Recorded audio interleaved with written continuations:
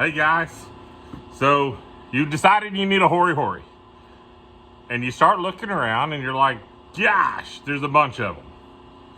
Well, I can't get all of them, but I got a handful here and I want to kind of look at them, get you my impressions of the build quality, if I think they'd be useful, and kind of go down that road. There's a lot of videos of people loving them, but as far as comparing one to the other, that doesn't seem to happen very often. So that's what I wanted to bring to you today. We've got a bare bones that had a lot of videos. A lot of folks really like them. They're expensive though. On the website, they're nearly $70. What? Yeah, $70 on the website. We got it for about $54 on Amazon. The Lemans, I didn't actually look on Lehman's website. I probably should have, but about $35 on Amazon. And this is a Parwin. I'm probably butchering that name. That was about $39 on Amazon.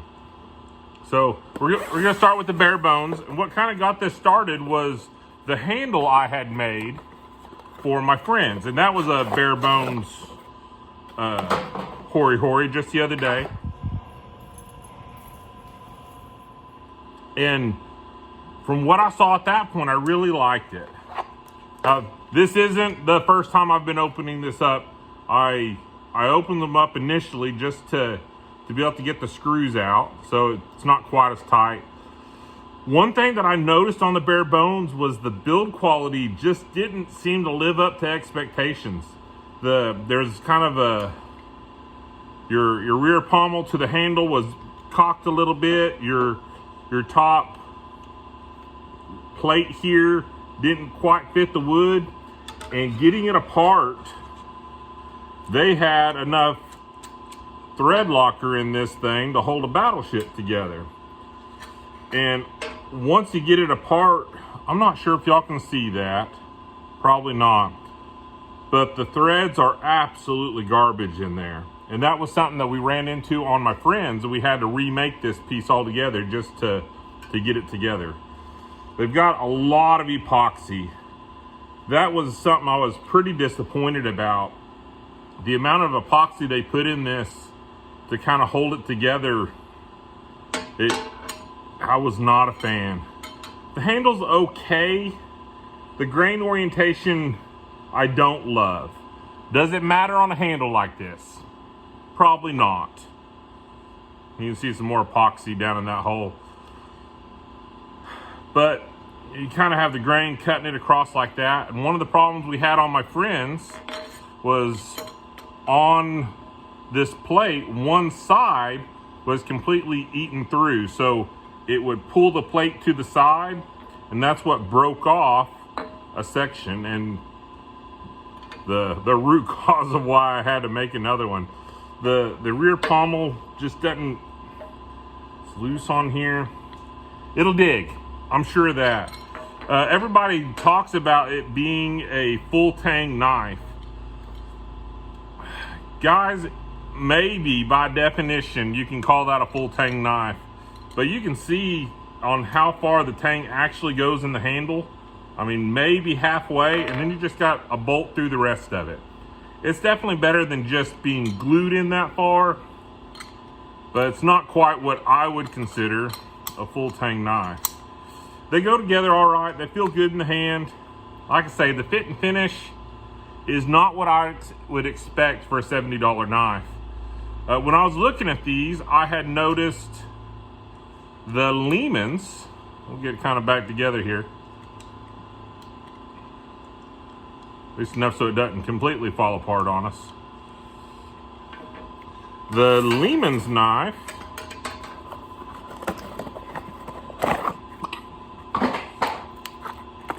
and I was like, goodness, that looks close.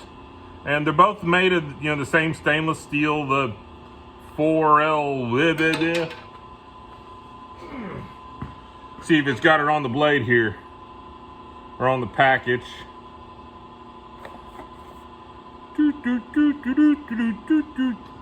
Nope. They're both made from the same stainless steel, and in the picture they look very, very close.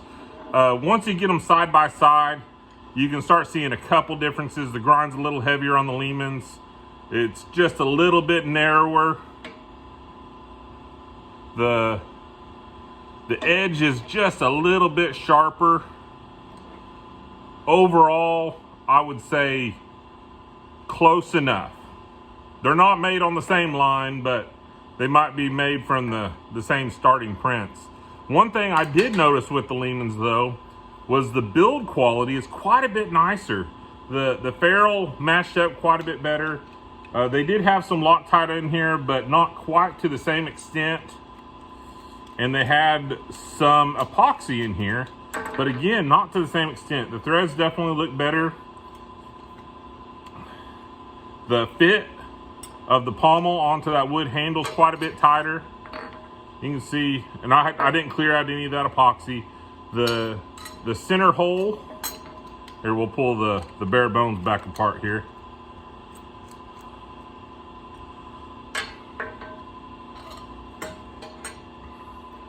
The center hole I like quite a bit better. They kept it tighter.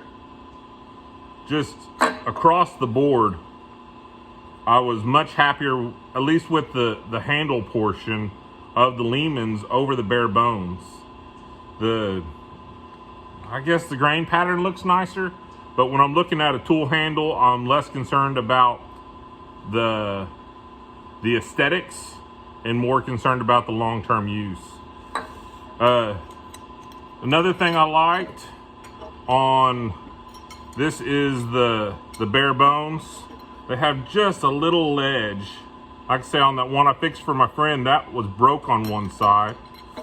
Where on the Lemans, it has a recess, but it's not just a little ledge. I think that should hold up a little better, a little longer. Overall, I wouldn't spend more on the bare bones. If I had to pick, I'd go with the Lemans. The one advantage I would give to the bare bones is the sheath. The sheath it feels a little tougher, a little nicer, but it's not, just head and heels away better.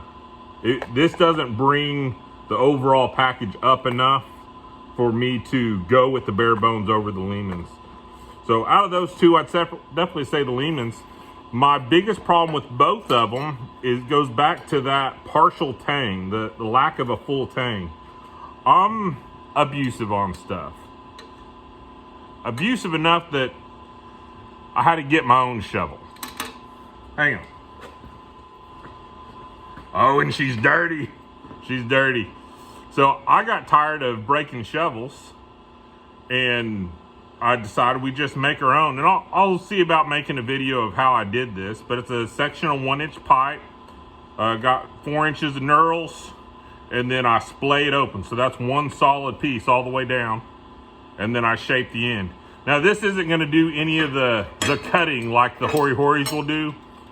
But as far as just sheer durability, I'd say that one's hard to beat. So I was trying to find something a little more durable than this, but a little more useful than this. And that is where I got to this Perwin. And overall, at least between these three, this is kind of my preference. Not to say it can't be better. The sheath is still kind of hokey, as so many of them are. It's a little bit straighter design.